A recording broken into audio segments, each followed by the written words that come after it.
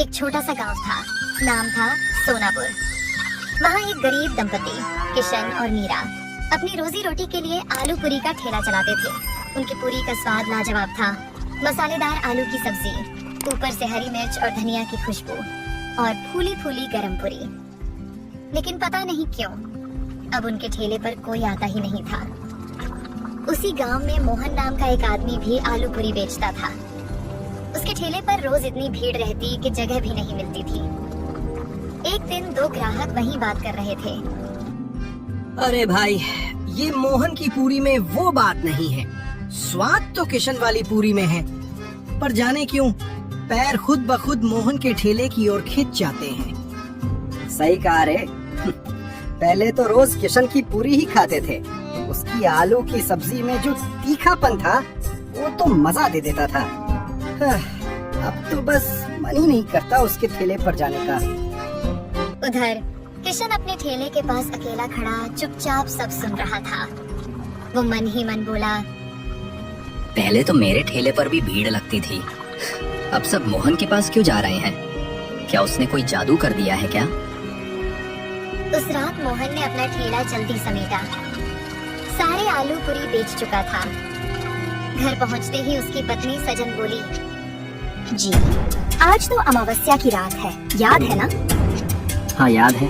तुमने तैयारी कर ली? जी पूरे 13 किलो चिकन पका लिया है। पर बताओ ना, हर बार 13 किलो ही क्यों? 10 या 20 क्यों नहीं? अरे भगवान, मैंने उसे 13 तारीख को ही नींद से जगाया था। अब उसे हर अमावस्या को 13 किलो चिकन चाहिए। अगर नहीं दिया तो हमें ही खा जाएगा। सजन कांप गई। क्या?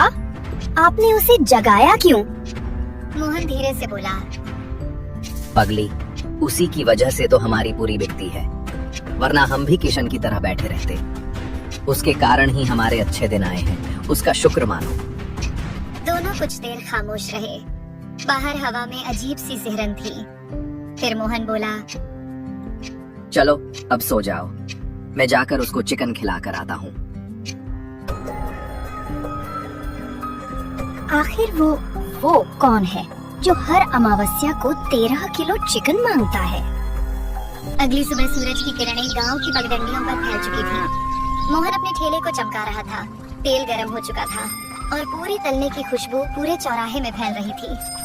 उसके चेहरे पर वही आत्मविश्वास था, आज फिर भीड़ लगेगी।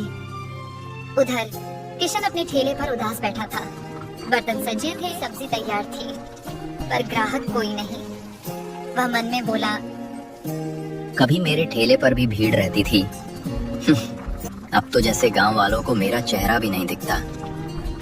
तभी गांव में शहर से आए एक दंपति दाखिल हुए, राकेश और नेहा। उन्होंने एक गांव वाले को रोका। भाई साहब, हम नए आए हैं इस गांव में, नाश्ता करना है, बताइए कहाँ मिलेगा अच्छा? सबसे बढ़िया नाश्ता तो मोहन के ठेले पर मिलता है, यही पास में है। दोनों ने शुक्रिया कहा और चल पड़े। जब वे मोहन के ठेले के पास पहुँचे तो वहाँ भारी भीड़ लगी थी। अरे जी, यहाँ तो बहुत भीड़ है, कितना इंतजार करें? सही कहा, चलो कहीं और देखते हैं।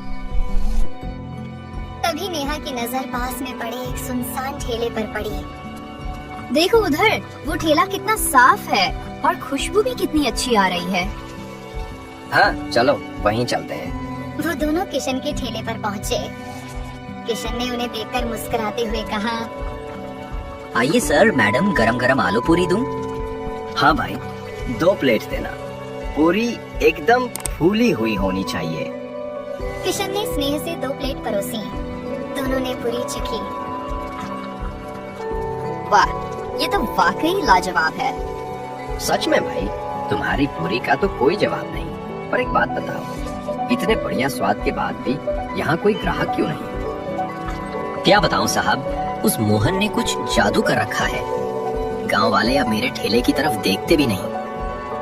आप शहर से हैं इसलिए बच गए, नहीं तो आपके पैर भी उसी के ठेले की ओर खिंच जाते। अरे भैया, ऐसा कुछ नहीं होता। अपने कर्म देखिए, जादू टोने पर क्यों दोष डालते हैं? इतना कहकर दोनों चले गए। पर उधर मोहन यह सब दूर से देख रहा था। वह तुरंत अपना ठेला समेटकर जंगल की ओर निकल गया। अंधेरा घिरने लगा था। जंगल के भीतर वह एक पुरानी गुफा में दाखिल हुआ। भीतर से कुछ मंत्रों की आवाज आई। हवा भारी हो गई और ठीक 10 मिनट बाद वह पसीने से तर हांफता हुआ बाहर निकला। अगली सुबह वही शहर वाले फिर नाश्ते के लिए निकले। सुनो जी, पता नहीं क्यों मेरा मन उस आने का कर रहा है। अरे मेरा भी। कल तो मैंने कहा था वहाँ भीड़ ज्यादा है, फिर भी मुझे आज वहीं जाने का मन कर रहा है। दोनों हंसते हुए सीधे मोहन के ठेले पर पहुँचे। किशन दूर से यह सब देख रहा था। उसका चेहरा सफेद पड़ गया। तो अब उन पर भी जादू चल गया। जब राकेश और नेहा नाश्ता करके लौट रहे थे तो रास्ते में गांव के मुखिया मिल गए।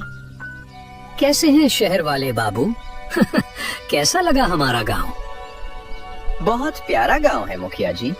बस एक अजीब बात है, कल हम किशन के ठेले पर गए थे, आज जाने क्यों हमारे पैर खुद ब खुद मोहन के ठेले की ओर खिंच गए।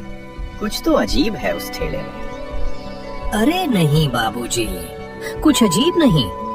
मोहन के आलू पूरी का स्वाद ही ऐसा है कि लोग खुद खिंच जाते हैं।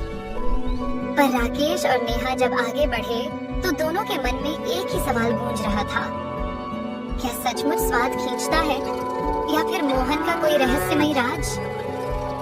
शाम का समय था। किशन अपने घर में चूल्हे के पास बैठा था कि तभी दरवाजे पर दस्तक हुई। दरवाजा खोला तो सामने राकेश और नेहा खड़े थे। अरे सर, मैडम, आप यहाँ मेरे घर पर? किशन जी, जो आपने कहा था, लगता है वो सब सच है।